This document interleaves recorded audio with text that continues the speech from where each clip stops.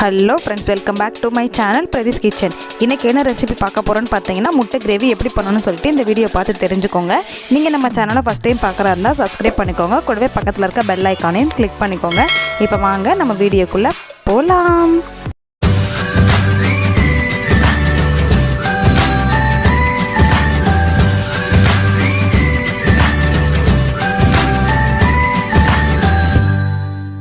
Hi friends, முட்டை gravy பண்ணுறதுக்காக வெங்காயம் தக்காளி எல்லாத்தையுமே கட் பண்ணி எடுத்து வச்சுருக்கேன்.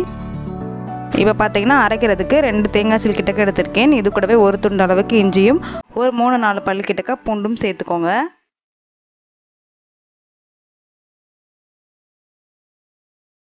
இப்போது தேவையான அளவுக்கு தண்ணி சேர்த்துட்டு நல்லா ஃபைன் பேஸ்ட்டாக அரைச்சி எடுத்துக்கலாம்.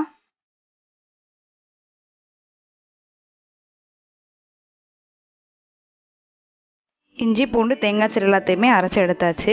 இந்த சைட் பார்த்தீங்கன்னா ஒரு 4 முட்டை கிட்டக்கா வேக போட்டு எடுத்திருக்கேன். இப்போ குழம்ப தாளித்து விட்டுடலாம். இதுக்கு ஒரு கடாய் அடுப்பில் வச்சுருக்கேன். கடாய் நல்லா ஹீட் ஆனதும் தேவையான அளவுக்கு கடலெண்ணெய் சேர்த்துருக்கேன். எண்ணெய் நல்லா காஞ்சதும் இது கூடவே 1 டீஸ்பூன் அளவுக்கு சோம்பும் ஒரு 4-5 கிட்டக்க மிளகும் கொஞ்சமாக சீரகமும் சேர்த்துக்கோங்க. இது எல்லாம் பொரிஞ்சதும் ஒரு கொத்த அளவுக்கு கருவேப்பிலையும் இது கூட ஆட் பண்ணிக்கலாம். கொத்தமல்லியும் சேர்த்துட்டு இது கூடவே ஒரு பச்சை மிளகாயும் சேர்த்துக்கலாம். இப்போ கட் பண்ணி வச்சுருக்க வெங்காயத்தையும் இது கூட ஆட் பண்ணிக்கோங்க. வெங்காயம் நல்லா சாஃப்ட் ஆகிற அளவுக்கு இதை மிக்ஸ் பண்ணி விட்டுக்கோங்க. வெங்காயம் பார்த்தீங்கன்னா நல்லா கோல்டன் ப்ரௌன் ஆகிற அளவுக்கு இருக்கட்டும். நான் இன்னைக்கு ஒரு பெரிய வெங்காயம் மட்டும் எடுத்திருக்கேன். உங்கள் கிரேவிக்கு தகுந்த மாதிரி நீங்கள் வெங்காயம் சேர்த்துக்கோங்க. வெங்காயம் நல்லா கோல்டன் ப்ரௌன் ஆகிற அளவுக்கு இருக்கட்டும். இப்போ பாருங்கள், வெங்காயம் நல்லா கண்ணாடி பதத்துக்கு வந்துருச்சு. இந்த ஸ்டேஜில் நம்ம கட் பண்ணி வச்சுருக்க ஒரே ஒரு தக்காளி மட்டும் சேர்த்துக்கலாம். தக்காளியும் சேர்த்துட்டு தக்காளி நல்லா மசிகிற அளவுக்கு எண்ணெயிலே கொஞ்சம் நேரம் வதங்கட்டும்.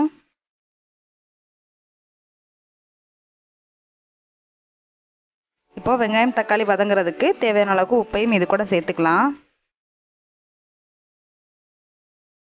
உப்பு சேர்த்துட்டு எல்லாத்தையும் ஒருக்கா நல்லா மிக்ஸ் பண்ணி விட்டுக்கோங்க.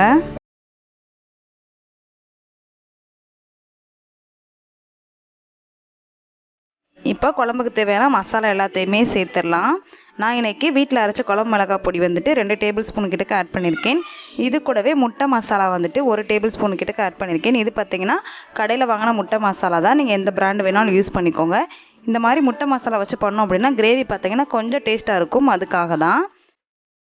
மசாலோட பச்சை ஸ்மெல் போகிற வரைக்கும் ஒரு 2 நிமிஷத்துக்கிட்டக்க நல்லா வதக்கிட்டு அதுக்கப்புறமா நம்ம அரைச்சி வச்சுருக்க தேங்காய் பேஸ்ட்டையும் இது கூட ஆட் பண்ணிக்கலாம். தேங்காய் பேஸ்ட்டு சேர்த்ததுக்கப்புறம் எல்லாத்தையும் ஒருக்கா நல்லா கலந்து விட்டுருங்க. இது பார்த்தீங்கன்னா ஒரு 5 நிமிஷத்துக்கிட்டக்க நல்லா கொதிக்கட்டும்.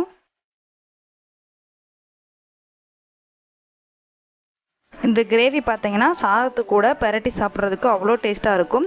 இப்போ கிரேவி உங்களுக்கு எந்த அளவுக்கு தேவையோ அந்த அளவுக்கு தகுந்த மாதிரி நீங்கள் தண்ணி ஆட் பண்ணிக்கோங்க. தண்ணி சேர்த்ததுக்கப்புறம் நல்லா கொதிக்க விடுங்க.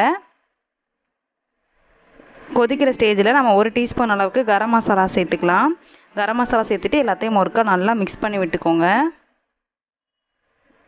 இப்போ பார்த்தீங்கன்னா நான் ஒரு 3 முட்டை கிட்டக்க வேக வச்சு எடுத்திருக்கேன். முட்டையில் இந்த மாதிரி கீரல் போட்டு நம்ம அந்த கிரேவி கூட ஆட் பண்ணிக்கலாம். நீங்கள் உடச்சி ஊற்றதா இருந்தாலும் நீங்கள் உடச்சி ஊற்றிக்கோங்க. இந்த மாதிரி கீரி சேர்த்திங்க அப்படின்னா அந்த மசாலா எல்லாமே நம்ம அந்த முட்டைக்குள்ளே இறங்கிரும்.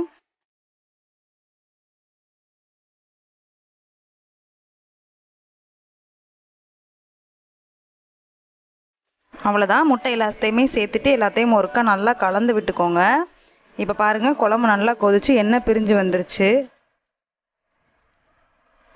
இவ்வளோ திக்னஸ் எனக்கு போதும். உங்களுக்கு கிரேவி இன்னும் கொஞ்சம் வேணும் அப்படின்னா கூட கொஞ்சம் தண்ணி சேர்த்துக்கோங்க.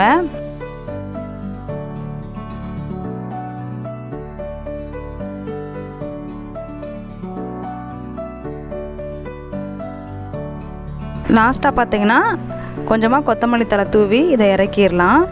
அவ்வளோதான், சூப்பரான முட்டை கிரேவி நம்ம ரெடி பண்ணிட்டோம். இதை ஒரு பவுலில் ட்ரான்ஸ்ஃபர் பண்ணிடலாம். இட்லி, தோசை, சப்பாத்தி, நான் அப்புறம் சாதத்து கூடயுமே சூப்பராக இருக்கும். சூப்பரான காம்போ. கண்டிப்பாக இந்த ரெசிபியை நீங்கள் உங்கள் வீட்டில் ட்ரை பண்ணி பாருங்கள்.